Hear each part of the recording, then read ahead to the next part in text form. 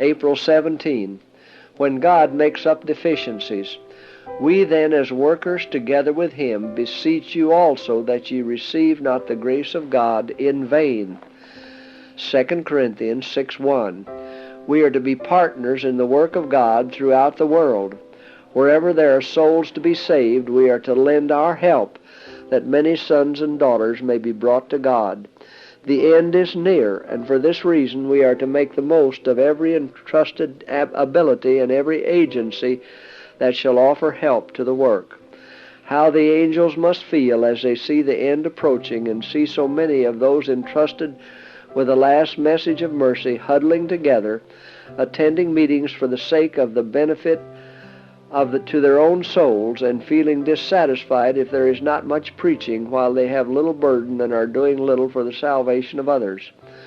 All who are indeed united to Christ by living faith will be partakers of the divine nature. They will be constantly receiving from him spiritual life, and they cannot be silent. Life always shows itself in action. If the heart is living, it will send the lifeblood to every part of the body. Those whose hearts are filled with spiritual life will not need to be urged to reveal it. The divine life will flow forth from them in rich currents of grace. As they pray, as they speak, and as they labor, God is glorified.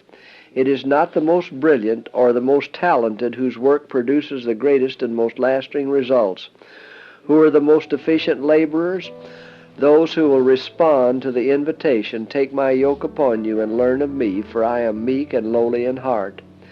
If men to whom God has entrusted talents of intellect refuse to use these gifts to his glory, after test and trial he will leave them to their own imaginings, and will take men who do not appear to be so richly endowed, who have not large self-confidence, and he will make the weak strong because they trust in God to do for them those things which they cannot do for themselves.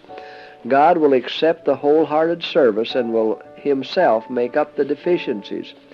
Angels are listening to hear what kind of reports you are bearing to the world about your heavenly Master.